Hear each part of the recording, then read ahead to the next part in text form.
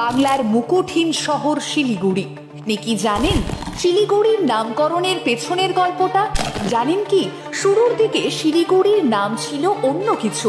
এমনকি এই শিলিগুড়ির বুকেই একটা সময় গড়ে উঠেছিল ভারতীয় সেনাবাহিনীর দপ্তর। আচ্ছা, আপনি কি কখনো শিলিগুড়ির মাটিতে পা রেখেছেন, নাকি আপনি শিলিগুড়ির বাসিন্দা? তবে আমাদের আজকের এই ভিডিওতে থাকছে আপনার প্রিয় শহর শিলিগুড়ির ইতিহাস। পশ্চিমবঙ্গের উত্তরাঞ্চলে অবস্থিত এই ভূখণ্ডের আকৃতি মুরগির ঘাড়ের মতো, আর তাই একে চিকেন স্নেকও বলা হয়। শিলিগুড়ি করিডোর ভারতের উত্তর পূর্বাঞ্চলীয় রাজ্যগুলোর সঙ্গে দেশের অবশিষ্ট অংশের সংযোগ রক্ষাকারী একটি সংকীর্ণ ভূখণ্ড।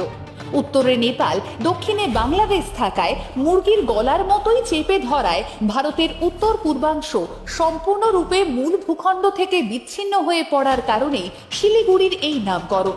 আবার লেখক ইসি ডোজে তার বইতে লেখেন, শিলি অর্থাৎ পাথর এবং গুড়ি মানে স্থান। মহানন্দার তীরে পাওয়া পাথরগুলো থেকে এই শহরের নাম হয় শিলিগুড়ি।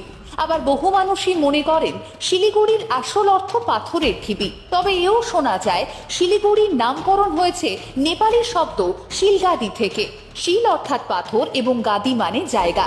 ঊনবিংশ শতাব্দী পর্যন্ত এই অঞ্চলটি পরিচিত ছিল শিলচাগুড়ি নামে। বিভিন্ন নথিপত্রেও শিলচাগুড়ি নামটির উল্লেখ পাওয়া যায়। শোনা যায় এই নামকরণ করেছিলেন রাজবংশী সম্প্রদায়, আর পরবর্তীতে এই শিলচাগুড়ি হয়ে ওঠে শিলিগুড়ি।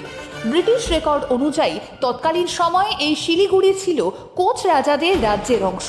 টিতে একটি সাধারণ গ্রাম থেকে বর্তমানে রাজ্যের একটি বাণিজ্য এবং পরিবহন কেন্দ্র হয়ে ওঠা এই শহর শিলিগুড়ি বহু ইতিহাস বহন করে চলে আজও।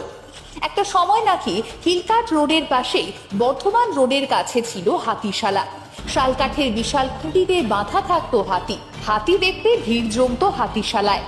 আজ থেকে বহু বছর আগে বর্তমানের শিলিগুড়ি ছিল বন জঙ্গলে ঢাকা। এমনকি সেই বনেই নাকি ঘুরে বেড়াতো চিতা, হাতি থেকে শুরু করে নানান বন্য প্রাণী। শিলিগুড়ির ভূমি ছিল বরাবরই খুব উর্বর। কৃষিজ ফসলে সমৃদ্ধ গ্রাম হওয়ায় সিকিমের রাজা তৎকালীন শিলচাগুড়ি দখল করে সিকিমের দক্ষিণ অংশ বর্ধিত করেন। সিকিমের বর্ধিত দক্ষিণাংশের বিরোধিতা করেন নেপালের রাজা, আর ধীরে ধীরে নেপালের কিরাটি প্রজাতি এবং নেপালিরা তৎকালীন শিলচাগুড়িতে বসবাস শুরু করে। ফলত ধীরে ধীরে সিকিমের রাজার প্রভাব কমতে থাকে এই অঞ্চলে। সেই সময়কার শিলিগুড়ির অবস্থা নিয়ে লেখক উইলিয়াম উইলসন বলেছিলেন, এই অঞ্চলে বসবাস করা অসম্ভব। এমনকি জোসেফ ডাল্টন শিলিগুড়িকে বলেছিলেন ড্যাম ডার্ক ফরেস্ট। এরপর 1793 সালে চার্লস আর্ল কর্নওয়ালিসের নেতৃত্বে ইস্ট ইন্ডিয়া কোম্পানি এবং বাংলার জমির মালিকদের মধ্যে একটি চুক্তি স্বাক্ষরিত হয়, যাতে জমি থেকে রাজস্ব বাড়ানো হয়। আর এই পার্মানেন্ট সেটেলমেন্ট অফ বেঙ্গল অর্থাৎ বাংলার চিরস্থায়ী বন্দোবস্তর পর এই অঞ্চল ঘোষিত হয় গভর্নমেন্ট ল্যান্ড হিসেবে। এর বেশ কিছু বছর বাদে এই অঞ্চলের কিছু অংশে গড়ে ওঠে চা বাগান।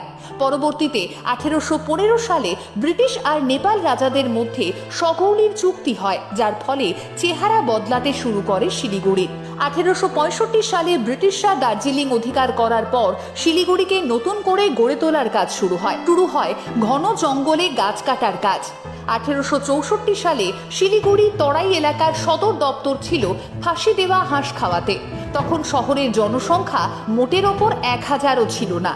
1864 থেকে 1880 পর্যন্ত তরাই মহকুমার সদর ফাঁসি দেওয়া হাঁস খাওয়াতে হলেও 1881 সালে তা শিলিগুড়িতে স্থানান্তরিত করা হয়। আর 1878-এর পরবর্তী সময়ে তৈরি হয় ঐতিহ্যবাহী শিলিগুড়ি রেলওয়ে স্টেশন। যদিও শিলিগুড়ি রেল স্টেশন তৈরি হওয়ার আগে গ্যাঞ্জেস রোড ধরেই দার্জিলিংয়ে পৌঁছতে হতো। 126 মাইল দীর্ঘ এই গ্যাঞ্জেস রোড বর্তমানে বর্ধমান রোড। অনেকেই বলেন বর্ধমানের রাজা দার্জিলিংয়ে আসার জন্যই নাকি এই রাস্তা নির্মাণ করেছিলেন, আর সেই কারণেই এই রাস্তার নাম বর্ধমান রোড। 1907 সালে অবশেষে শিলিগুড়ি গ্রাম থেকে সাবডিভিশন হয়ে ওঠে, আর 1949-এ পৌরসভা গড়ে তোলা হয় শিলিগুড়ির মাটিতে। পরবর্তীতে 1960 সালে তৈরি হয় নিউ জলপাইগুড়ি স্টেশন। 1931 সালের আগে শিলিগুড়িতে তেমন কোনো জনবসতিও ছিল না। 1961 সালের পর থেকে ব্যাপক হারে বাড়তে থাকে জনসংখ্যা। 1925 সালে প্রথম বাস পরিষেবা চালু হয় শিলিগুড়িতে। 1926 সালে শিলিগুড়ি কলকাতা ব্রডগেজ লাইনের কাজ শুরু হয়। 1947 সালে দেশভাগের পর শিলিগুড়ি হয়ে ওঠে শিলিগুড়ি করিডোর। পাহাড় সহ তরাইয়ের সঙ্গে যোগাযোগ স্থাপন করতে গেলে আজও শিলিগুড়ি একটি মাত্র করিডোর। একটা সময় ব্রিটিশদের স্থাপত্য উপনিবেশ থাকলেও আজ আর শিলিগুড়ি শহরে তেমন তার ছাপ নেই। সময়ের সঙ্গে পাল্লা দিয়েই এই শহর যেন দ্রুত গতিতেই এগিয়ে চলেছে উন্নতির দিকে। তবে অতীত থেকে বর্তমান এই শহরের বাতাসে কখনো ভরে ওঠে চা পাতার গন্ধ, আবার কখনো এই শহরের গা ঘেঁষেই উঁকি মারে কাঞ্চনজঙ্ঘা। আর ভ্রমণ পিপাসু মানুষ এক ছুটেই চলে আসেন এই শহরের স্পর্শ নিয়ে পাহাড়ের গায়ে। বছরের পর বছর ধরে ইতিহাস বহন করে মাথা তুলেই ঠাঁয়ে দাঁড়িয়ে থাকে উত্তর পূর্ব ভারতের এই প্রবেশদ্বার, পশ্চিমবঙ্গের দ্বিতীয় বৃহত্তম মেট্রোপলিটন সিটি, আমার আপনার প্রিয় শিলিগুড়ি।